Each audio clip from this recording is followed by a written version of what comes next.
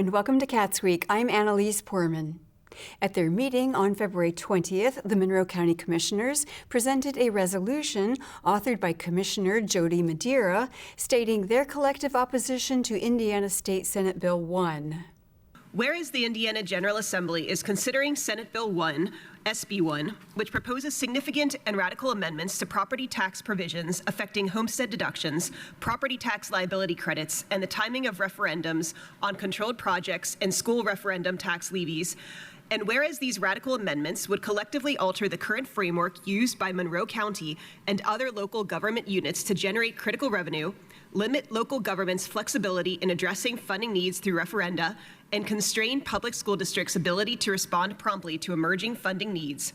And whereas these property tax amendments are currently projected to create an exponentially severe shortfall across all government units in Monroe County of approximately $7,654,000 in 2026, $14,676,000 in 2027, and $20,125,000 in 2028, severely impacting the county's capacity to provide critical local government services. And whereas maintaining predictable and sufficient local revenue streams is crucial for prudent budgeting, responsible governance, and responsiveness to the immediate and long-term needs of the Monroe County community. Commissioner Lee Jones continued reading the resolution, detailing the ways that the loss of local tax revenues would undermine the commissioner's responsibilities and threaten essential services such as public safety, infrastructure, maintenance, and other vital programs that support Monroe County residents.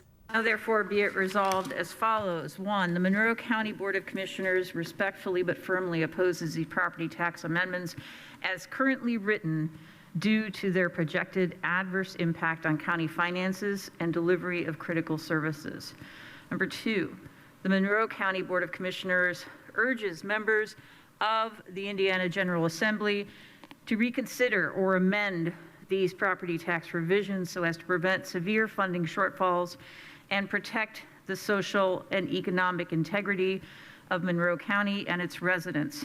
Number 3, the Monroe County Board of Commissioners urges members of the Indiana General Assembly to not impose drastically low caps on the maximum levy growth quotient, which caps how much property taxes can increase annually based on Indiana's personal income growth over the previous 6 years. The growth quotient was capped at 4% for 2024 and 2025, but Senate Bill 1 would set the cap at 0 in 2026, 1% in 2027, and 2% in 2028. Commissioner Julie Thomas urged concerned citizens and local officials to speak out about their opposition to provisions in Senate Bill 1 that threaten the fiscal health of Monroe County and other local governments statewide. A copy of the adopted resolution will be forwarded to the Indiana governor, the General Assembly, and any other relevant state leaders. Commissioner Madeira explained the importance of opposing the bill. I think this is incredibly important. We know that our governors come in with mandates to save people money. We also know that they don't expect to get everything they want, but this provides every community with no benefits whatsoever. Basically, the property owners in these areas throughout the state of Indiana who are going to be hardest hit are going to lose vital services. The counties that they live in are going to have to drop measures that are critical not only to public health, safety, and welfare, but also to maintaining the quality of life that draws individuals to these counties, and it's going to have a statewide economic impact. And I cannot underscore enough how critical it is that the legislature provide alternative means for saving folks money. That's not to deny that savings are necessary. It's just that we need to reallocate these funds. Governments are already tightening their belts enough. We cannot do so more. The Monroe County Commissioners will meet again on February 27th. The Monroe County Public Library Board of Trustees also discussed Indiana Senate Bill 1 at their meeting on February 19th. The bill, which aims to reduce individual property tax, is estimated to reduce the MCPL budget by almost $1 million. Library Director Greer Carson highlighted that the library's annual operating budget is approximately $12 million, meaning a $1 million reduction would cut nearly 10% of its funding. Carson said that the library staff is concerned. Needless to say, we are just as concerned about this proposed bill as our peer libraries are. While we do not expect to see quite as severe a reduction in operating revenue as the original numbers suggest, we are anticipating some reduction in the near future. We are therefore looking at pending options for budget reductions going forward, and we'll build these into our fiscal year 26 budget planning work beginning next month. The library is working with a legal team to ensure compliance with the new regulations, but Carson said that none of the recent executive orders should directly affect library operations. The next MCPL Board of Trustees meeting will be on March 26th. At the February 19th meeting of the Bloomington City Council, Councilmember Isabel Piedmont Smith introduced Ordinance 2025-05 that would clarify the titles and responsibilities of 13 boards and commissions within the Bloomington Municipal Code. Clarifications in the ordinance include qualifications for sitting on the boards, time and frequency of the meetings, and the specific duties of each board. Deputy Clerk of Communications and Outreach, Jennifer Crossley, expressed her support for Council President Hopi Stosberg's amendments to the ordinance that would allow residents of broader Monroe County to be qualified for the Commission on the Status of Children and Youth and the Commission on the Status of Women. Good evening, council members. Can you hear me? Yes. Okay. Hi, good evening. I am Jennifer Crossley, coming to you in my capacity as Deputy Clerk of Communications and Outreach. And I just wanted to thank Council President Stosberg for the amendment, because we would have really, those two commissions actually have really good applicants. However, the problem is, at first, hopefully that this amendment passes, but the problem was that they were being X'd out because they were members of the county. And so I just appreciate this, because we will be able to obtain and keep those quality candidates, and will help out these social community or commissions to better help our community. So I just appreciate this amendment, and I just encourage those of you to pass this through with flying colors. So thank you very much. Thank you. Any other comments? No? Okay. Councilmember Asari, you had a question on the amendment? Yeah, I also have an amendment, a proposed amendment. I don't think it got sent around, but there's which I don't know if we can do later, but there's a broader section in 2.05, I believe, that says what the residency requirements are sort of across the board for boards and commissions. And so I do wonder if it's more appropriate, instead of singling out those two committees, to just make this the residency requirements across the board for all boards and commissions. I'm not interested in doing that as part of my amendment. So I mean, I have a separate amendment, but I'm just saying for the good of the order that, you know.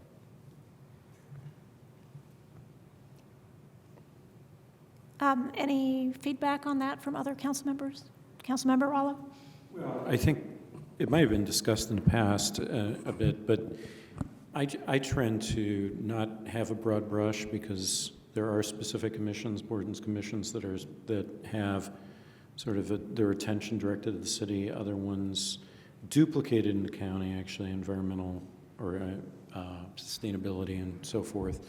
And so I think I support a case-by-case basis, actually, for the review, and not the broad brush approach, but I appreciate Councilmember Asari's question about it. Okay. Yeah, Councilmember Stosberg. I guess I just want to add to that one of the reasons why I kind of picked those two specifically is because, like the Commission on the Status of Black Males and the Hispanic and Latin, I don't have the full name in front of me right now, commission, they kind of deal with very specific population groups, and very specific like concerns of specific population groups. And so because of that, I felt like it was appropriate in those cases to expand to the whole county, because Bloomington is the largest urban area, and so in terms of serving like specialty groups with things that we do, we might attract that broader audience in a different way than potentially other commissions.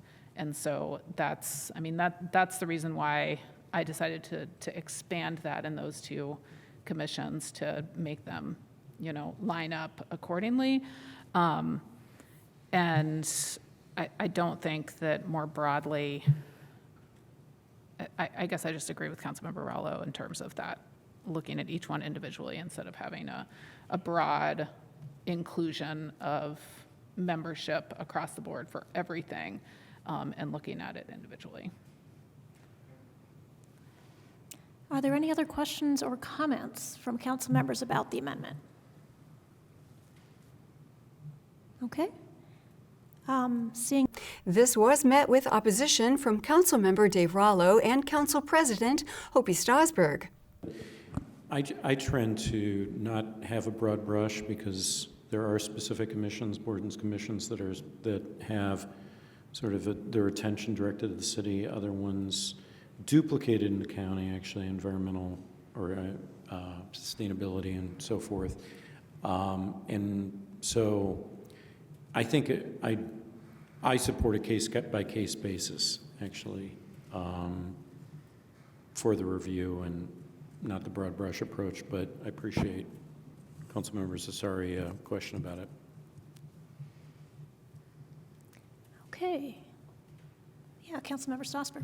I guess I just want to add to that one of the reasons why I kind of picked those two specifically is because, like the Commission on the Status of Black Males and the Hispanic and Latin, I don't have the full name in front of me right now, commission, they kind of deal with very specific population groups, and very specific like concerns of specific population groups, and so because of that, I felt like it was appropriate in those cases to expand to the whole county because Bloomington is the largest urban area, and so in terms of serving like specialty groups with things that we do, we might attract that broader audience in a different way than potentially other commissions.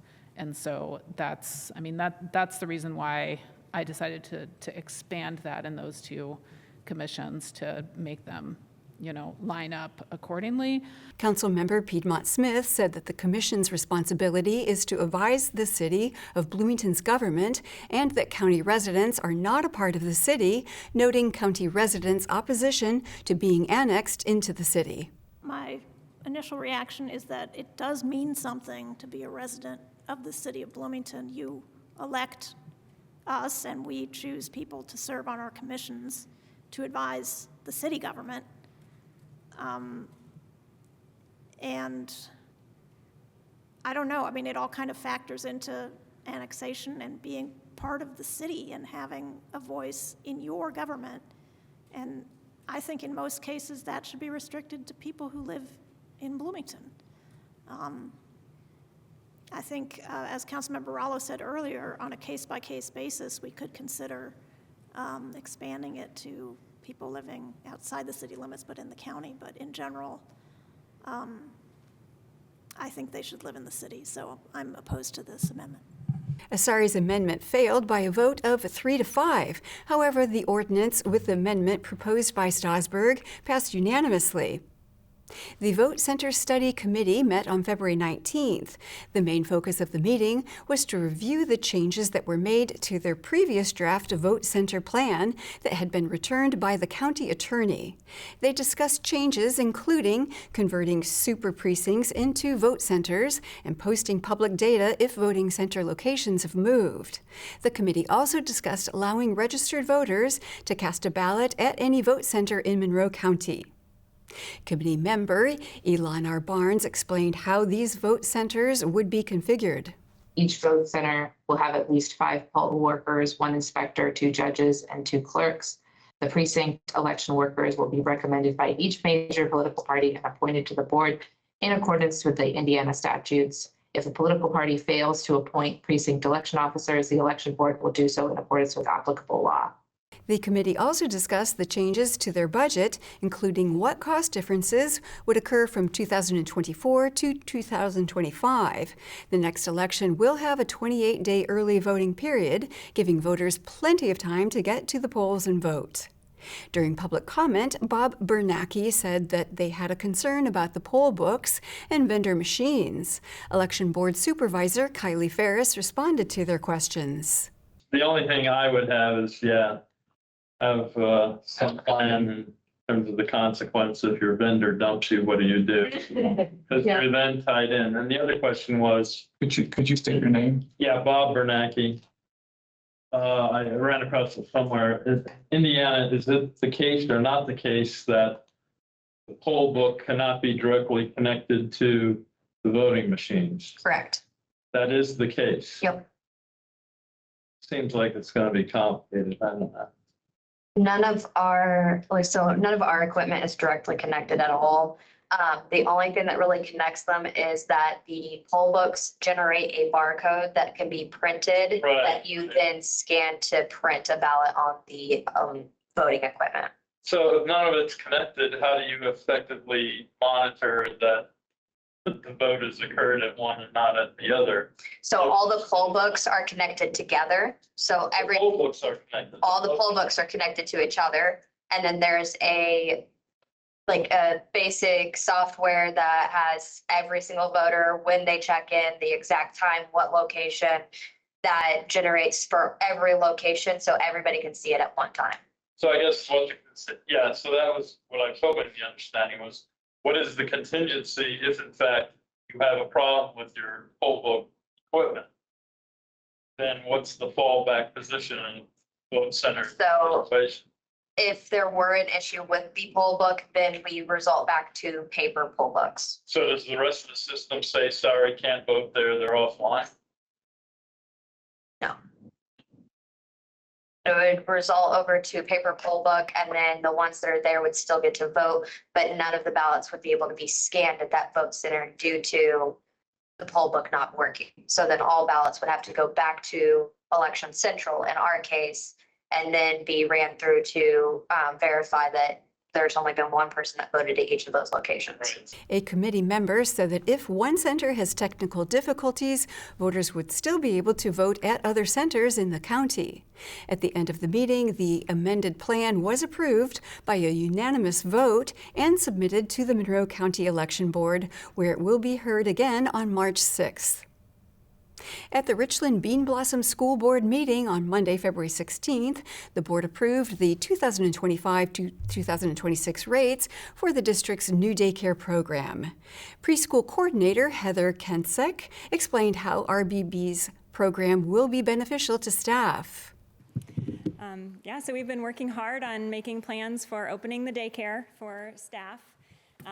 So we've done a lot of research on what local daycares are charging and what it will cost us to run this, because like Matt was saying, we're not looking to run this at a financial gain, but we're wanting to run it at cost. So looking at what we're going to need to bring in to pay the staff to run the classes, and then also making sure that that is competitive with what other local daycares that are similar paths to quality levels are charging in our area. So in addition to being an affordable daycare option, some other benefits that this is to staff is just the convenient location, being on campus for them. It is dedicated to our staff, so they're not competing with other daycares, like for spots in other daycares. This is just reserved for staff at RBB, so it should be easier for them to find childcare availability. The schedule will align with the school schedule, so they're not paying for daycare in the summer or on breaks when they don't need it in order to hold their spot, because other daycares would charge them for those times. So that would save them a little bit of money there. And the hours that are designed to fit the needs of school staff, both secondary and elementary teachers, and then bus drivers and other support staff as well. So after looking at what other local daycares are charging and what it's going to cost us, we're proposing that For infant care, it would cost $51 a day for full-time, and that's looking at being open 6:30 a.m. to about 4:30, 4:45, depending on what the needs of the teachers are for what's considered full-time, or $31 a day for someone who might need part-time care. So someone who's maybe a part-time employee and needs less than 6 hours a day, we kind of prorated that amount to accommodate those people. That also makes it more affordable for those part-time employees who aren't making as much money as some of our full-time, higher-paid employees, and kind of meets their needs a little bit better. And then for toddlers, so that 1 and 2-year-olds up to when they would enter preschool would be $42 a day for full-time, or $26 a day for part-time. Looking at what other daycares are charging that are Paths to Quality level 3 and 4, the average that I found when looking at 5 or 6 different places was about $66 a day for infants. So that $51 a day would save people about it would be about $330 a week versus $255 a week that we would be charging. So it's saving them a considerable amount per week, which really adds up when you look at monthly. And then toddler care averages around $62 a day, so $310 a week. So these proposed rates fall below the average for our county because we're not looking to make money on this. We're just looking to cover the costs of running the daycare. The board also approved a $116,435 purchase for a project with the Edgewood High School Innovative Learning Center following a $50,000 donation from Ellettsville residents who prefer to remain anonymous. This project would provide software and 2 video display boards in the Edgewood High School gymnasium for students to use. Superintendent Jerry Sanders shared his initial vision for this purchase. But my original vision with this project was to provide authentic ways for our students to utilize their skills and the knowledge that they're learning and picking up in their marketing classes and in the Innovative Learning Center. The sign that you see down on the highway, our students are creating those signs that will go up there. So it's another practical use of, it's not just a sign that a secretary is going to put information on, it's actually a place for students to show their work in a very practical way. And so when I was thinking about a potential project for this donation, one of the things that Jennifer Barrett and I have been talking about at that time was providing a place for our students to be able to display the videos that they would make. The video display boards will also be used during games as a scoreboard, during assemblies and performances, and for day-to-day announcements. The next Richland Bean Blossom School Board meeting will take place on March 25th. And that is all for CATSweek. Thank you for joining us. For CATS and WFHB, I'm Annalise Poorman.